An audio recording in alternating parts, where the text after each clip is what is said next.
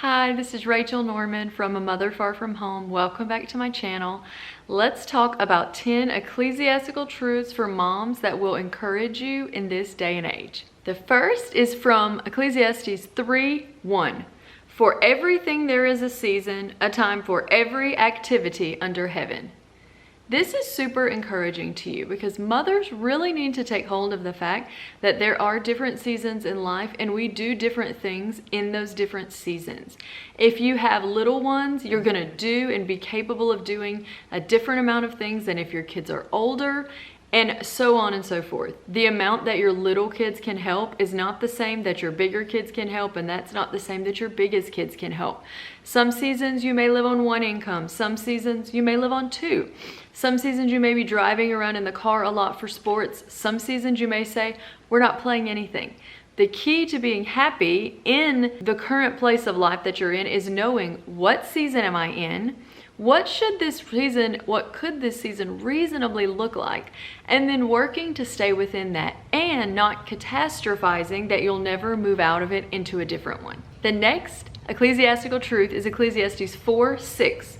Better to have one handful with quietness than two handfuls with hard work and chasing the wind. Sometimes in modern life, we work so hard to get more, have more, be more, save more, do more, all of these types of things. And they can just come with strife and they can come with hard work, but not the hard, satisfying work, just the type of thing that drives you into the ground. More goals, go big, go home, never be satisfied.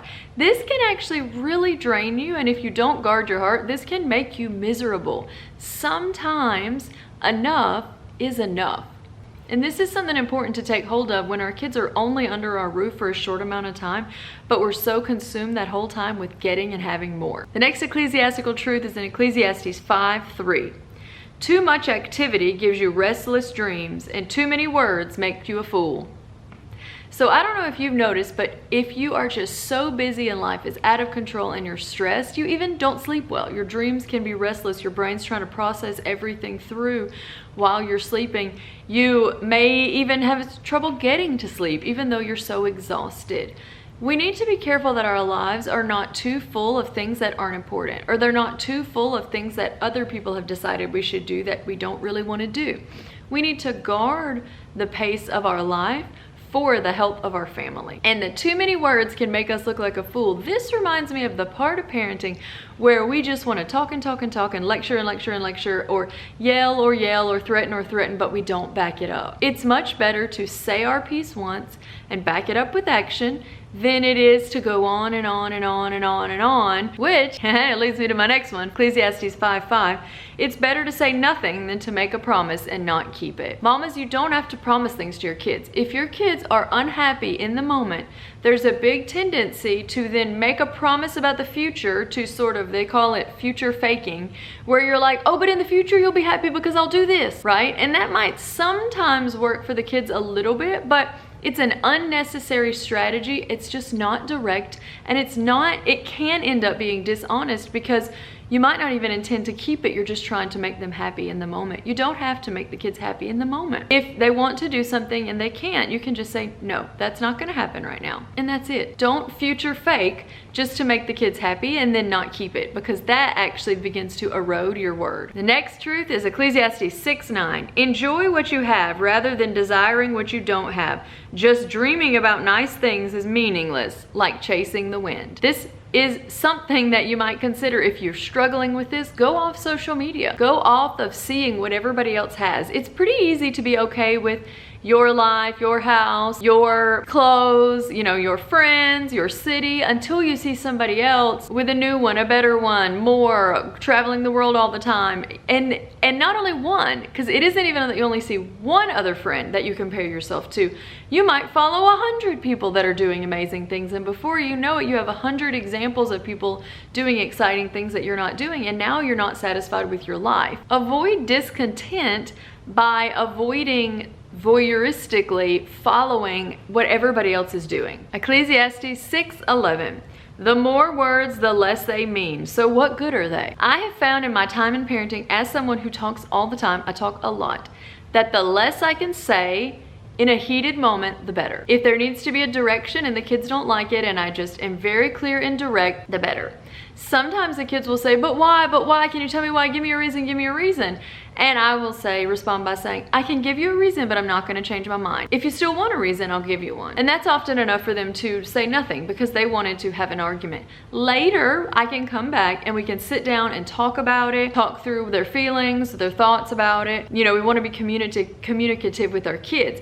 But often what moms get in the habit of doing is getting into a reasoning vortex, and that is a never-ending place where you're arguing with what you want to happen to the kids. Don't do this. You're the mother. Kids are used to being told what to do. They literally expect to be told what to do all day long, every day by everyone. Literally by everyone. They're actually smaller than adults. So they look up to adults naturally to be told what to do. And if the adult in their life who loves them and wants the best for them and wants their good is scared to tell them what to do, it creates a level of confusion in the kids. So avoid that and just be a woman of few words. Your word is good. This is what we're gonna do, and let it stick. The next ecclesiastical truth is chapter 7, verse 10. Don't long for the good old days. This is not wise. This is one thing that I struggle with at various times in my motherhood journey or parenting, when I longed for the days when I didn't have kids, or I could just relax as much as I wanted, or I could just rest, and it created a comparison that couldn't stand. But when I compared certain freedoms of that lifestyle with this one, I just felt caged or trapped. But this is not a good comparison for me because life is not the same when you don't have kids and when you have a bunch of kids. Hello. So what would have been a better way to do it is to not long for what I couldn't have. Longing for what we can't have makes us miserable. But it's to say, in the life that I do have, there must be some way I can get this need met that's calling out to me. The next, Ecclesiastes 8:11. This is a good one. When a crime is not punished quickly, people feel it is safe to do wrong. Now, I'm not gonna get into punishment or consequences or any of that here, you know. I find in our parenting, I don't actually have to have a lot of consequences or punishment. The kids will generally, you know, it's a cooperative environment, but sometimes there needs to be some. And I thought this verse, I was reading it in our ladies' Bible study a couple of Wednesdays ago, very interesting. If there is a crime, and by crime, you know, that's, okay, crime is meaning in society, but if we're talking about it in context of parenting, this is something that's quite egregious. This is something that society says if you do this, you're going to be punished because this is very bad and unfair to others and it harms others. So if something like this has happened in your home and then nothing happens, what does this teach the person who did it but that, oh, I guess nothing really happens if you steal and break your brother's toy, or I guess nothing really happens if you just tell a big lie and get caught in it, or I guess nothing really happens if you hit somebody you got mad at. I guess nothing really happens. And we don't want that. But we need to address behaviors that are not good as they happen instead of waiting. Ecclesiastes 10:10.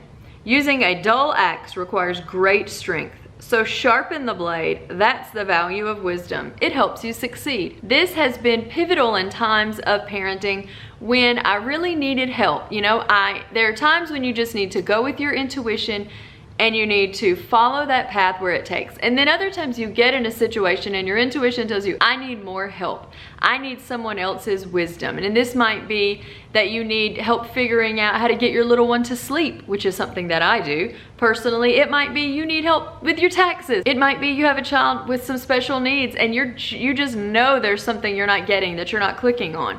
These are the types of things that we need to listen to. We need to make sure we're honing our own intuition. We're not fobbing off our intuition to everybody on the internet who tells us whatever they want to tell us. No, we want to keep our intuition and we want to keep that. But we want to make sure that if we're just doing the same thing over and over and over and we're chopping the wood and we're chopping in the 15th time it still hasn't split open, that's a sign we need to sharpen our axe so we can be smarter and not just be laboring in vain. And the last ecclesiastical truth is chapter 11, verse 9. Young people, it's wonderful to be young. Enjoy every minute of it. Do everything you want to do. Take it all in. But remember that you must give an account to God for everything you do. So refuse to worry and keep your body healthy.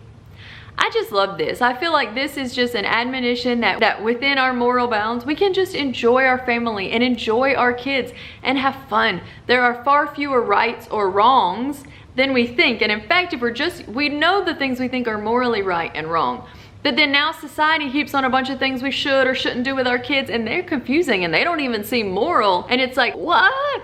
Actually, just get rid of all that. You want to enjoy this time with your kids while they're little and not be so stressed and so worn out by comparing yourself to others or by always working for more when you could be satisfied with what you have now.